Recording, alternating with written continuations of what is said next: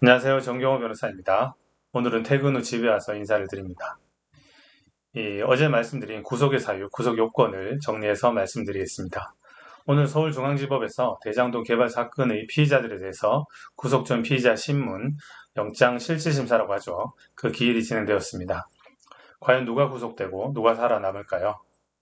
이 예측에 앞서서 이 법 규정을 살펴보겠습니다. 형사소송법 제70조 1항은 법원은 피고인이 죄를 범하였다고 의심할 만한 상당한 이유가 있고 범죄 혐의의 상당성이 인정되어야 됩니다. 뉴스에서는 흔히 범죄가 소명되었다, 범죄 혐의가 소명되었다 이런 표현을 씁니다. 다음 각호 1에 해당하는 사유가 있는 경우에 피고인을 구속할 수 있다.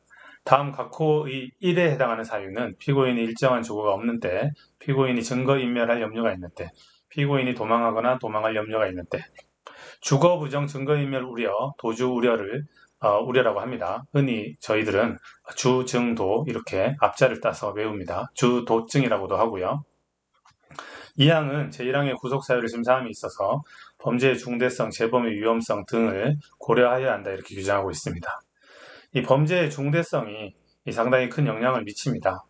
이 경제사범인 경우에는 피해액, 이득액이라고 하는데 그 피해액이 5억 원이 넘을 경우에 특정경제가중처벌법이 적용됩니다. 그래서 피해액이 5억 원이 넘을 경우에는 이 사건 범죄의 중대성이 인정되는 경향이 높습니다. 형사소송법의 규정 자체는 이와 같이 간단하게 규정되어 있습니다. 그런데 검찰이 구속영장을 청구하는 기준, 그리고 법원이 구속영장을 발부하는 규칙은 좀 더 세분화되어 있습니다. 그 세분화된 그 요건을 다 살펴볼 필요는 없을 것 같고 가장 핵심적인 요건인 증거인멸할 염려에 대해서 제가 블로그에 정리를 해두었습니다. 먼저 검찰의 구속수사 기준에 관한 지침을 살펴보면 1항은 증거인멸의 염려고요. 2항은 유의 요소라고 정해져 있는데 1항을 먼저 살펴보면 2호 사안의 경중, 사건의 중대성입니다. 6호 공범의 존재 여부와 현재 상태. 이 공범이 모두 불구속되어 있다고 하면 공범들끼리 짜고 수사를 받을 수 있기 때문입니다. 그리고 유의 요소도 보면 사건 관계인에 대한 영향력 이런 것들을 정해놓고 있습니다. 법원의 인신구속 사무의 처리에 관한 예규를 살펴보면 이 증거인멸의 염려에 대해서 이 네 가지 요소를 고려해야 된다고 규정하고 있는데요. 이 세 번째, 네 번째 요소만 보면 증거인멸하는 것이 물리적, 사회적으로 가능한지 여부, 증거인멸의 사회적 가능성은 공범의 존재 등을 말하는 거죠. 그리고 증인에 대한 영향력 행사 여부 이런 것들을 규정하고 있습니다.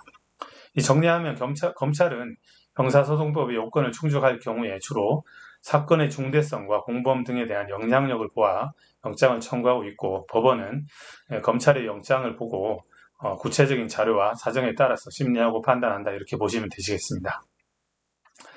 그래서 대장동 사건의 피의자들에 대해서 대입해 보겠습니다. 먼저 김만배는 이 사건의 핵심 인물이어서 특별한 사정이 없는 한 아마도 구속이 될 것으로 보입니다. 이전에 한 차례 영장이 기각된 적이 있는데요. 그때는 범죄 혐의의 상당성이 인정되지 않아서 기각된 것이고요.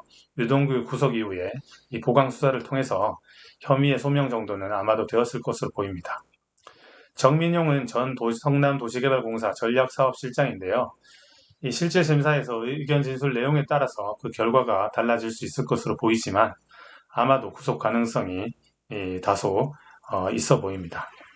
이 남욱 변호사의 경우에는 사건의 핵심이고 천화동인 4호 소유주이지만 이 의견 진술 내용에 따라서 구속을 피할 수 있을 여지가 있어 보입니다. 왜냐하면 이분은 미국에서 자진하에 귀국하였고요.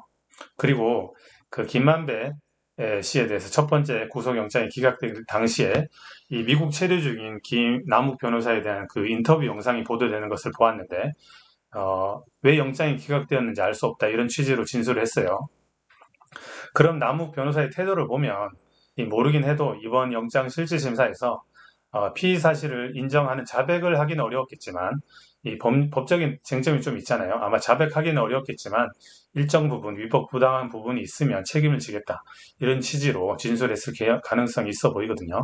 그리고 수사에 최대한 협조하겠다 이런 취지의 진술을 했을 가능성이 있어 보여서 아마도 한 명이 살아남는다고 하면 남욱 변호사가 아닐까 이런 조심스럽게 예측을 해봅니다. 물론 모두 다 구속될 가능성이 가장 높고요. 한 명이 살아난다면 하는 전제입니다. 사실 다른 형사사건의 경우에도 중대 사건의 경우에는 공범을 모두 구속하는 경향이 높고요. 다만 가담 정도가 낮거나 수사에 협조적인 사람은 일부 불구속 수사하기도 합니다.